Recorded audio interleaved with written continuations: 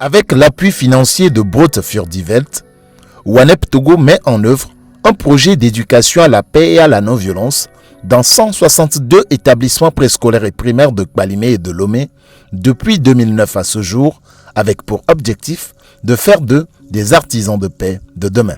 L'évaluation des 3 premières phases du projet a révélé que le milieu extrascolaire a des influences négatives sur les acquis de paix que portent les enfants bénéficiaires du projet à la suite des différentes activités dont ils bénéficient.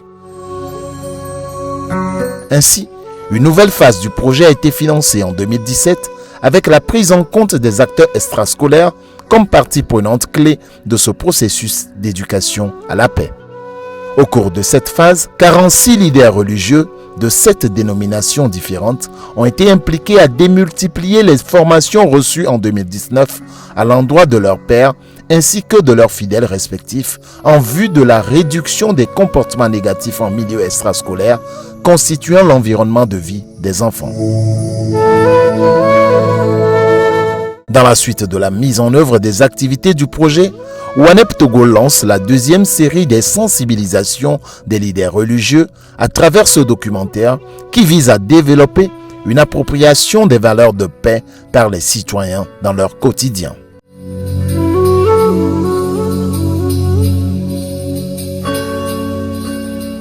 Miawe Zokaka. Fike mile jinchi va fale de kaolea. Sosoke klonerona.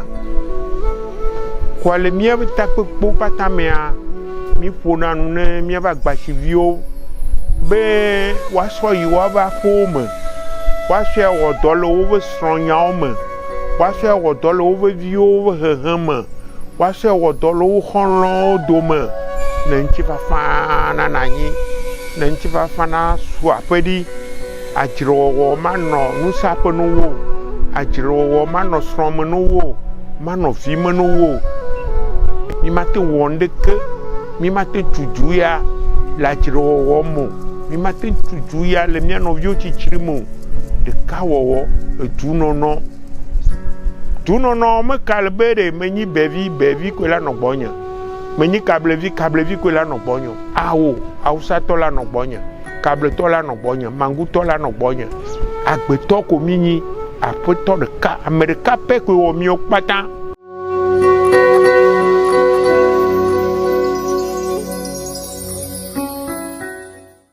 Les jeunes sont des leaders de demain. Leur inculquer des notions de paix est d'une importance capitale. Si nous voyons de part et d'autre, il n'y a que la violence, rien que la violence. Les jeunes même vraiment insupportables.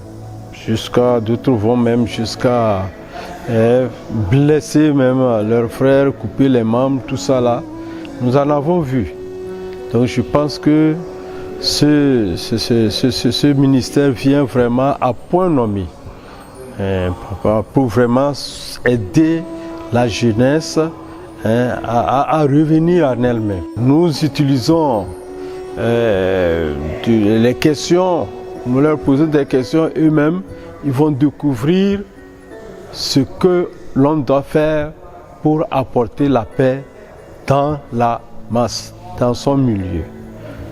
Donc c'est à eux-mêmes de répondre aux questions, nous leur posons les questions. Qu'est-ce que c'est que la violence? Est-ce que c'est une bonne chose? Qu'est-ce qu'il faut faire pour faire la paix? Et eux-mêmes, ils donnent les réponses. Et si ça ne va pas, on essaie de modifier un peu, les corriger, et ça marche. Les enfants nous copient. Nous devons adopter des comportements civiques et exemplaires pour un monde meilleur.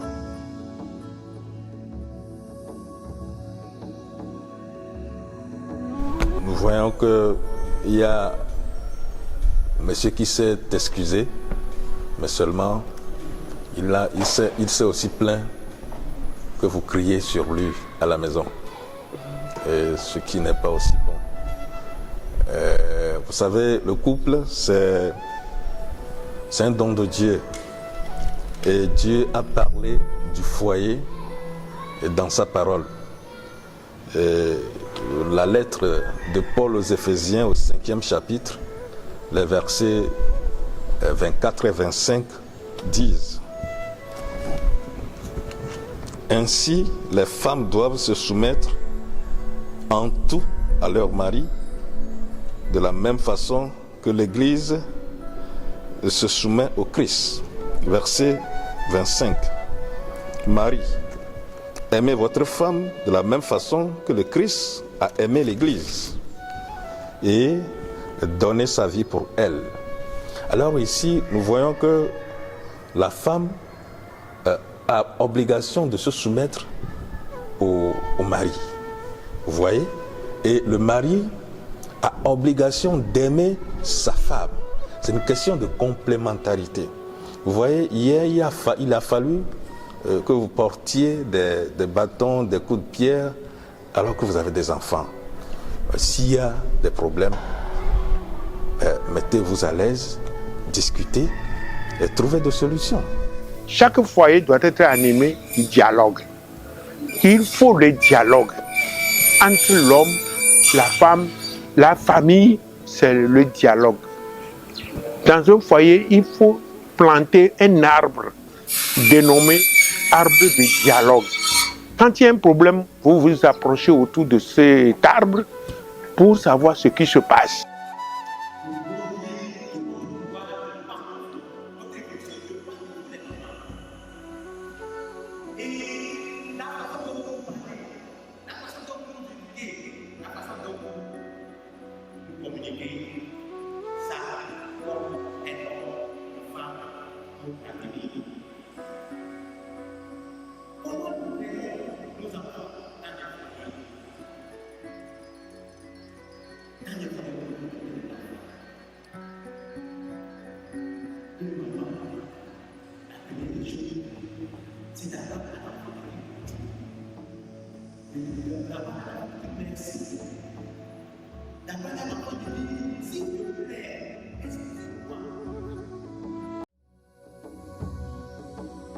Les valeurs de paix doivent être pérennisées et les jeunes doivent tenir ce flambeau allumé.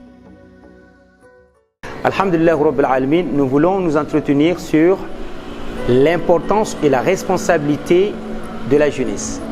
Quelle jeunesse nous voulons avoir? Quels jeunes nous voulons être? Et quelle contribution nous devons apporter pour la pérennisation de la paix? Alhamdulillah. La jeune, comme nous le savons, alhamdulillah Rabbil Alamin, ou la jeunesse a un temps bien limité. Si ce temps-là passe, on ne peut plus revenir. Et c'est très important que le jeune puisse être responsable et également avoir une jeunesse de qualité. Et pour avoir une jeunesse de qualité, il y a une chose très importante qui est l'éducation. Sans la paix, non. C'est pourquoi vous allez voir al-Islam. Min as-salam. Al-Islam, ça vient de as-salam qui est la paix. Alors, pour pérenniser cela, il faut éviter tout ce qui est de violence, que ce soit des violences physiques. Vous allez voir quelqu'un vous parler, toi, Foulcan, et c'est quoi? Toi, qu'est-ce que tu veux faire? Qu'est-ce que tu veux monter? Toi, t'es qui? Toi, t'es... Non, non, non, non, non, non. Donc, lorsque vous voulez parler, l'islam nous dit de parler avec une parole douce. Ya salam. L'amour, le pardon, le vivre ensemble, la bonne cohabitation doivent être notre credo.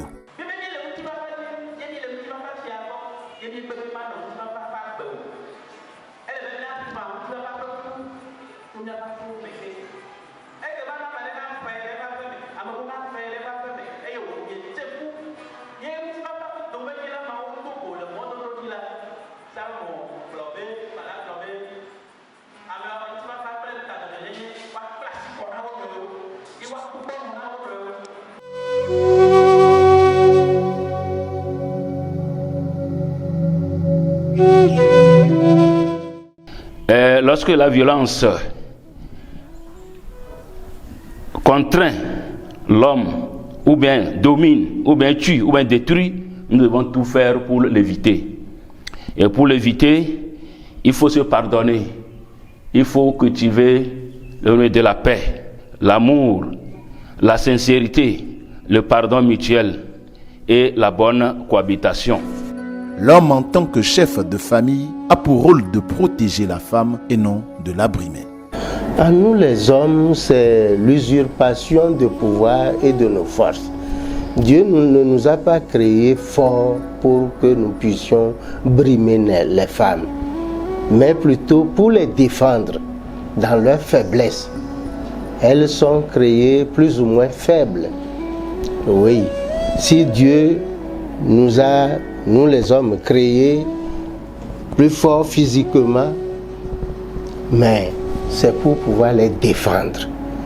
Donc si nous pratiquons la violence à l'égard des femmes, c'est que nous sommes en contradiction directe avec l'Esprit de Dieu dans la création de l'homme et de la femme.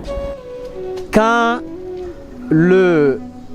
la femme et l'homme sont dans le foyer et que vous n'arrivez pas à parler entre vous, pourquoi ci, pourquoi ça, vous n'arrivez pas à répondre à cette question de pourquoi, l'acte que vous avez souvent posé à l'endroit de votre conjoint, il ne peut pas comprendre. Ce qui est intériorisé, on ne peut jamais le comprendre. Dès lors que vous emmagasinez beaucoup de haine, beaucoup de chagrin, juste un petit message de colère et puis le foyer va décanter. Donc je m'en vais vous dire, vous prêtresses traditionnelles qui gérez d'abord les familles, qui gérez ensuite tout un couvent composé d'adeptes, je m'en vais vous dire de conseiller aux uns aux autres, d'être animés par l'esprit de communication, de se comprendre mutuellement, et puis le tout serait joué, la paix régnera une fois et pour toujours.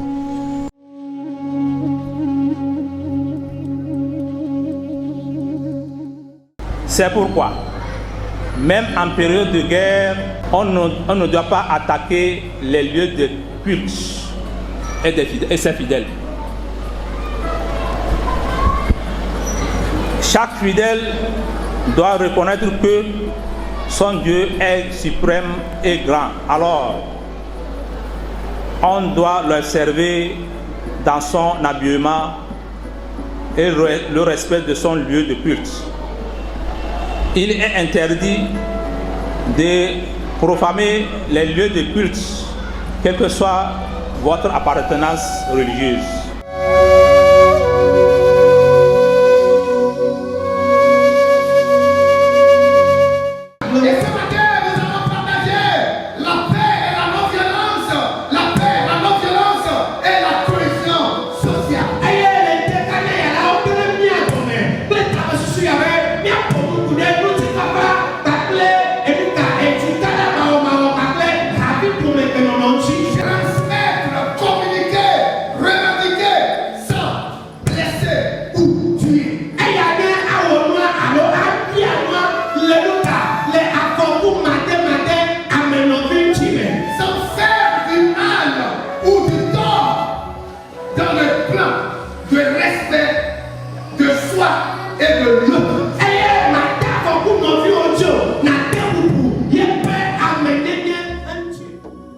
La paix doit devenir une quête permanente pour nous tous. Les conflits étant inhérents à l'être humain, nous devons apprendre à vivre avec. Le conflit en soi n'est ni mauvais ni bon, mais c'est la manière de le gérer qui va entraîner une situation agréable ou désagréable. Dans notre vécu quotidien, apprenons à gérer de façon pacifique nos différends, que la tolérance, la patience, la communication non violente soient les ferments de nos foyers et de nos communautés. Chers fidèles de toutes les communautés religieuses, faisons de la paix et de la non-violence un mode de vie. La paix c'est toi, la paix c'est moi.